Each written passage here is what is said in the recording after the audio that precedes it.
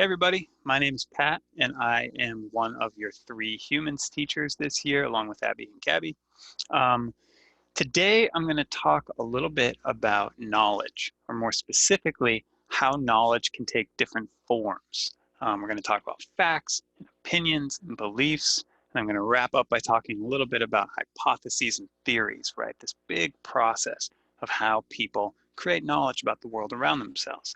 And as I'm speaking, we all are asking you to take notes on the presentation. So I'm going to try to keep it short and sweet so it doesn't take too long for you to watch this. When you're done, just submit your notes. If you want to take notes by hand, if that's what you prefer, you could take a picture of them at the end and upload the picture into the assignment box on Classroom.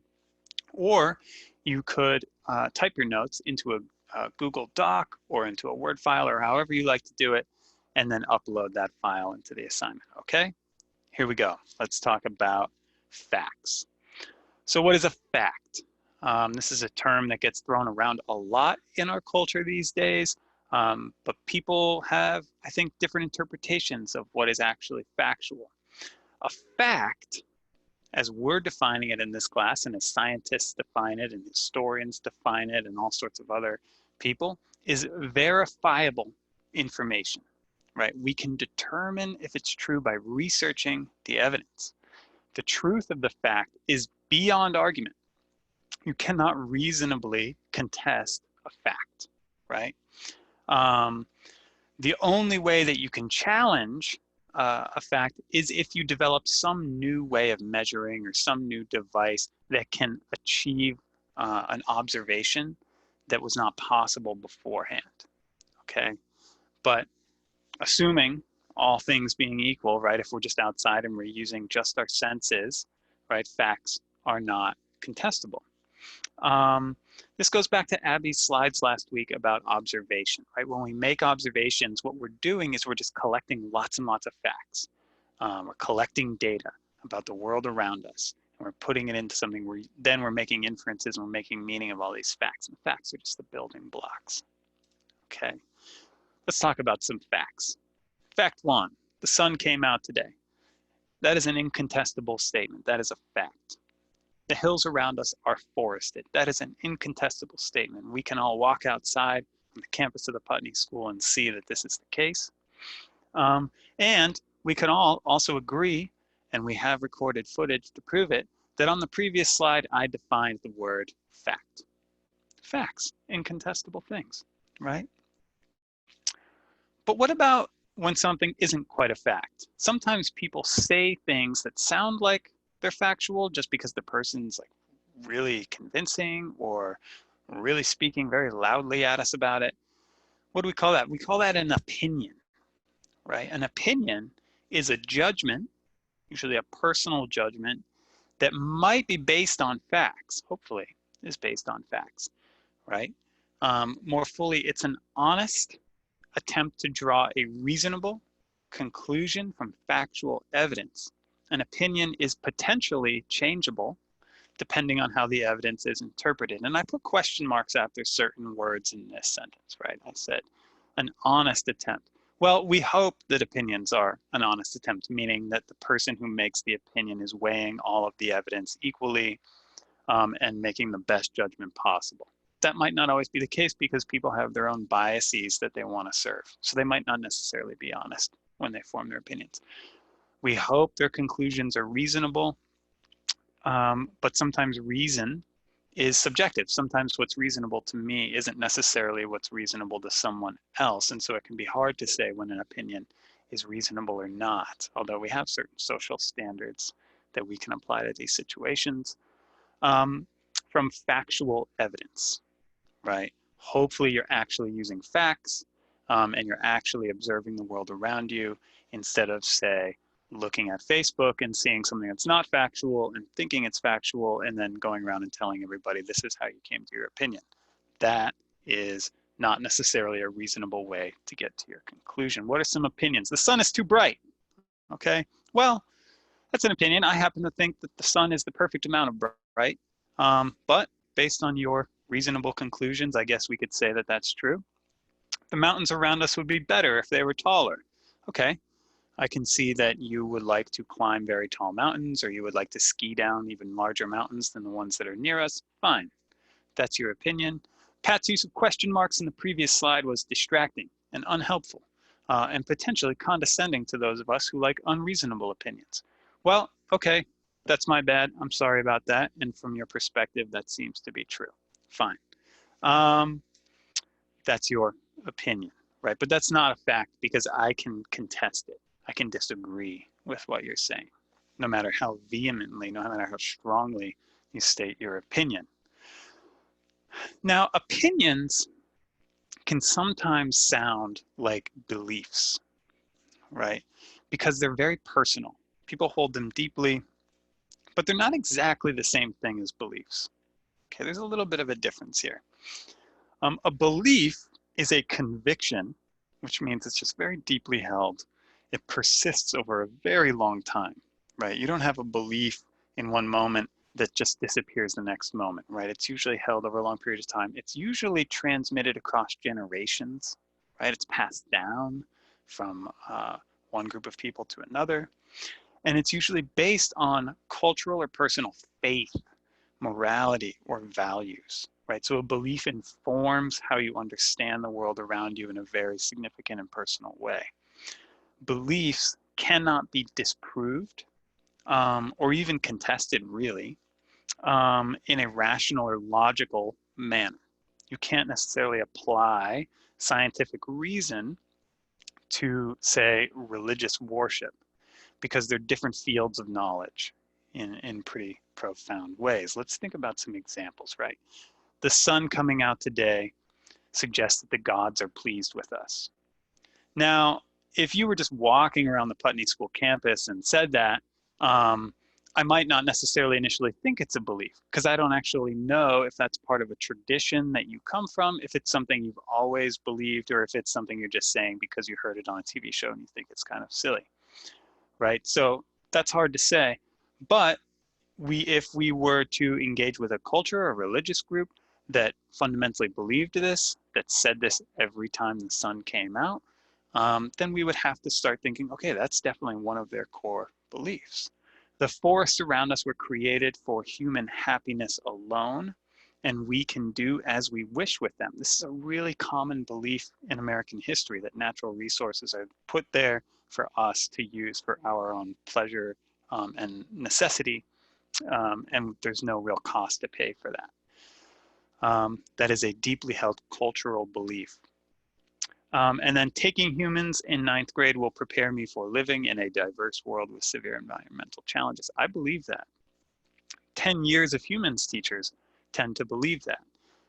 Most of the faculty here at the Putney School, let's say all of the faculty here at the Putney School, also believe that. Okay, that's a belief that's been transmitted from year to year to year, and it's part of this school's identity. Okay, so beliefs can be tricky. They can sometimes feel like facts because they're held so deeply. For example, in the David Foster Wallace speech that we all read last week, he talked about the common belief that most situations are, quote, this is what he said, really all about me. We're conditioned to believe this. This is one of the essential beliefs of American culture. Most observations that we've made in our lives, right? Most of the things we've seen, commercials, political debates, even our experiences in school, etc., they tell us this. This is constantly reinforced. And so we accept it and we believe it, we internalize it. But David Foster Wallace also reminded us that this remains a belief and not a fact, because it is possible that one could believe something else, right? One could have a different perspective, that they are not at the center of every situation, that there's another way to organize a society or another way to carry yourself through the world. So it's actually not a fact, it's a belief. So beliefs, opinions, facts, these are the building blocks of most human knowledge about the world.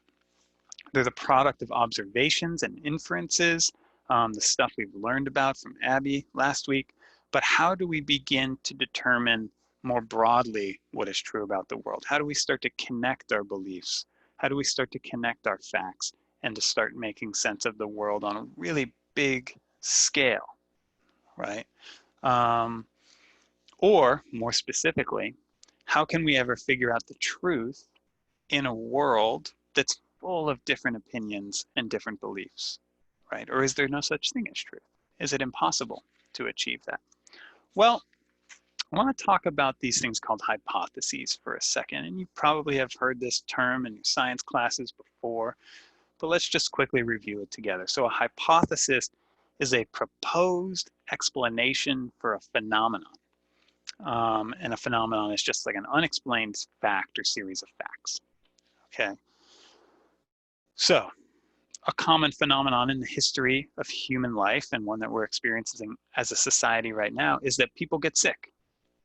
Oftentimes people get sick in groups, and sickness moves about the community quickly, and it creates a social phenomenon of sickness.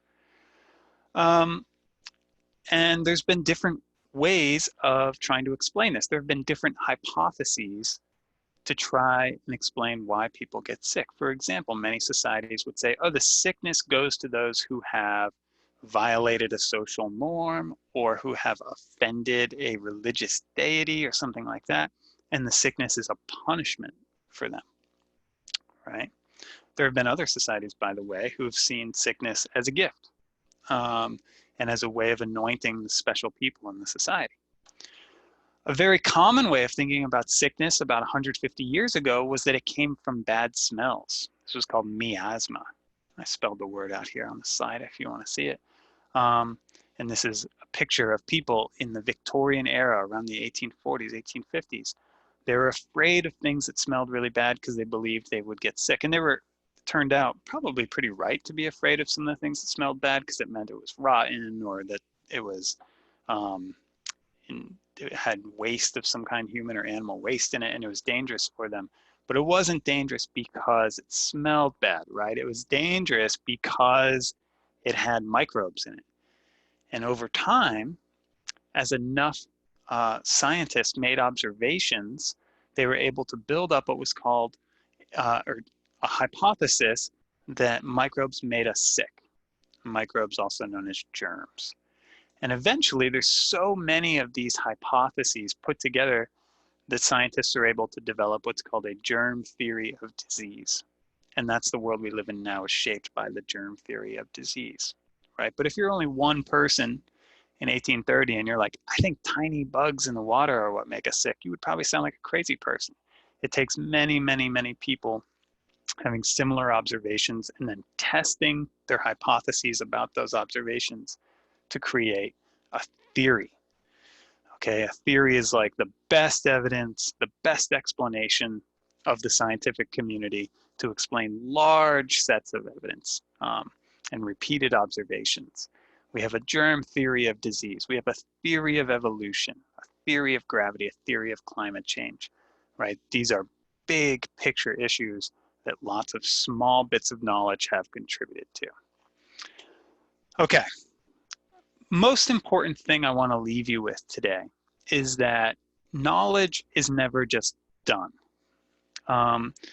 Your conclusions, it's never done. There isn't a single higher order of truth that we're working towards that we can just achieve someday, right? Instead, knowledge itself is under constant evolution because we ourselves are constantly evolving. We're developing new ways to observe.